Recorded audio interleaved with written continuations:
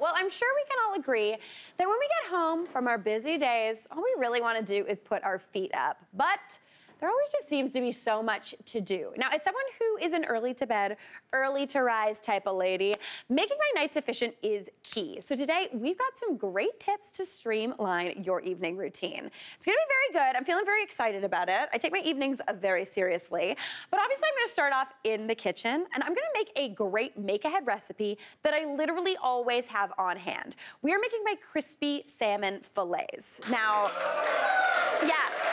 This is a really good one. It's great because we can make it perfect for tonight. It's really quick to throw together when you're in a pinch, but also we're gonna make enough to store for later, which is a total dream. So the first thing I need to do is get to work on the crisp, because I'm all about a crunch. All I want is something crunchy sometimes. You know when you're having one of those days and you just need a little bit of a crunch, just to reset a little bit? That's one of those days we're having. So I am going to, in a pan, I'm gonna add in about a 1/4 cup of butter over medium heat.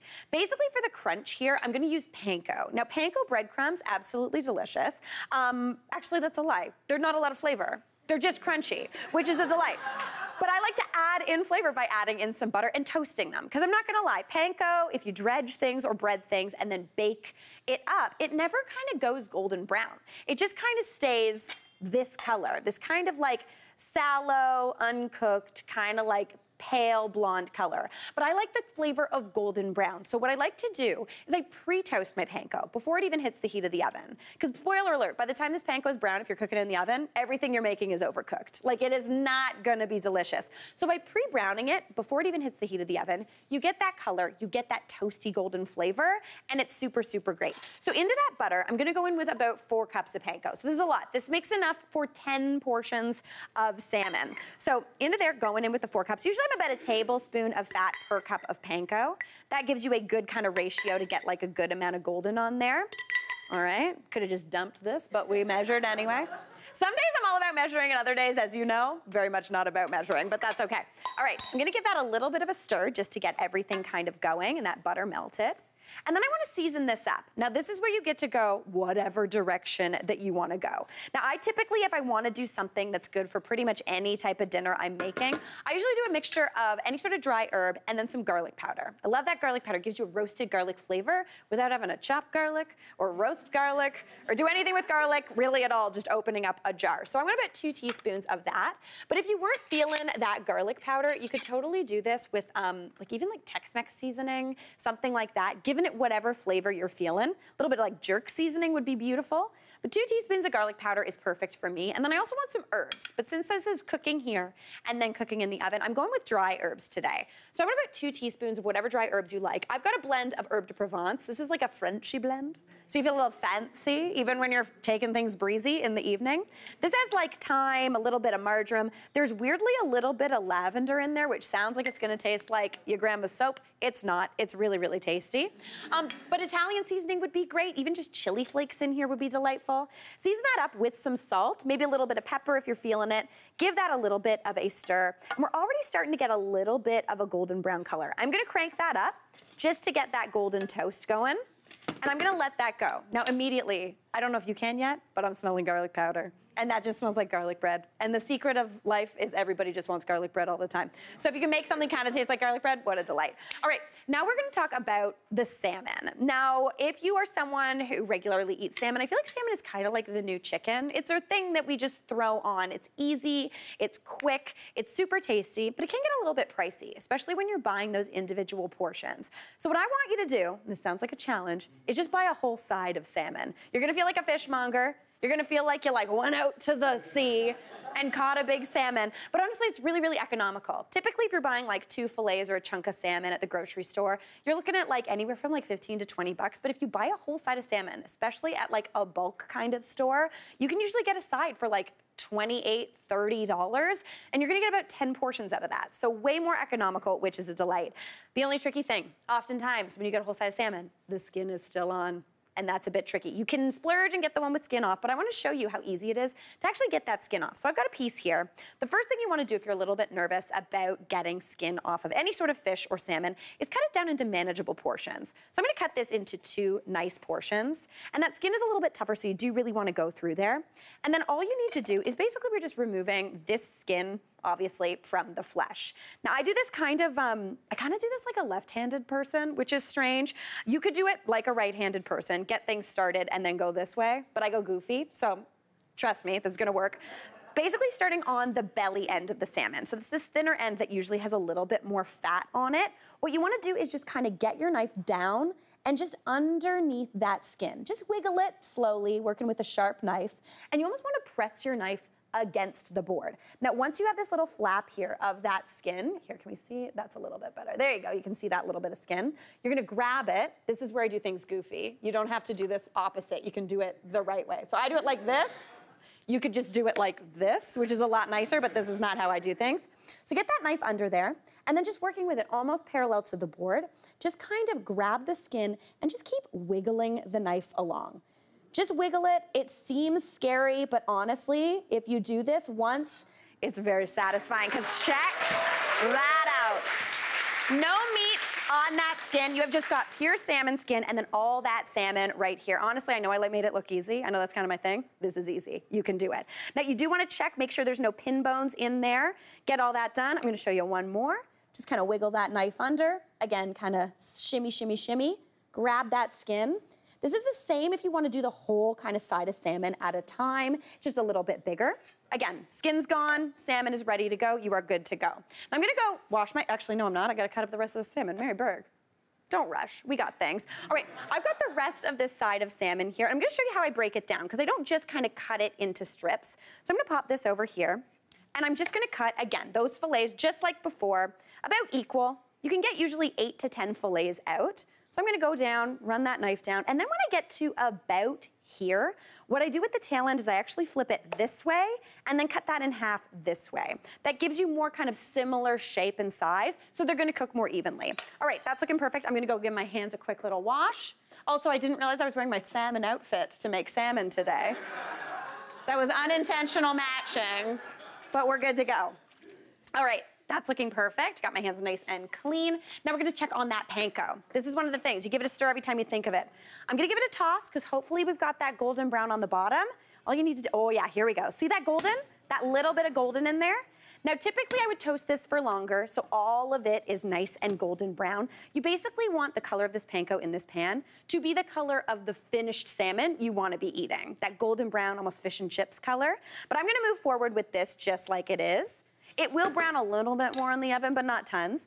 Now what I'm gonna do is I'm gonna transfer this into a pie plate or any sort of shallow dish. Now typically I would wait for this to cool completely, because then you're gonna be working with that fish. You wanna keep temperatures good, but today we're gonna go quick. So I'm just gonna shimmy that out, perfect. Now I wanna make what I call food gloop. I think that's like a trademarked term that I'm gonna do. It's not cute, but it works.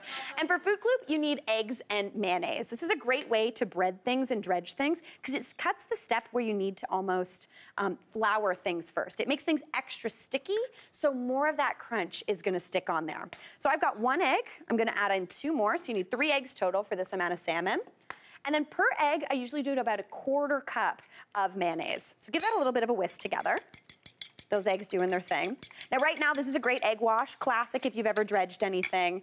But adding in the mayonnaise gives so much like stickiness, which is gonna be perfect. So I need about 3/4 of a cup of that mayonnaise. Again, we're making a lot of salmon, so don't worry, you're not eating 3/4 of a cup of mayo tonight. Not that I would be mad at you for that. That honestly sounds delish. But now you can also flavor this, just like with the panko. You can add whatever flavors you're feeling, but if you want to, you could add in some hot sauce, you could add in some chili peppers, anything. I'm just gonna go with straight up Dijon mustard. We're sticking with France with the herbe de Provence. 2 tablespoons of Dijon mustard is gonna give a little pop into here. Andrea Bucket would be proud. She loves her Dijon mustard. All right, give that a whisk together. And see how gloopy this is? Like it almost looks like school glue, which sounds gross, but this is gonna stick so much stuff onto here. So just get that nice and whisked. Mayonnaise, after all, is just egg and a little bit of oil, a little bit of flavoring. So it's just gonna kind of beef that up a bit. Now, to dredge these, again, you don't need to do any sort of thing with flour here, which is great. What you're gonna do is grab one of those salmon fillets, pop it into that gloopy gloop. See how easily that coats? So much quicker and easier than an egg wash, which is an absolute delight. Then you're gonna take that gloopy guy, stick him into that panko, give him a good roll around, toss them in. I like to press mine because I like extra crunch, but see how nicely that got coated in no time flat? Absolutely delicious. It's really tasty. It's golden brown. Honestly, on really busy nights, I just want something like crunchy that I don't really have to try hard for.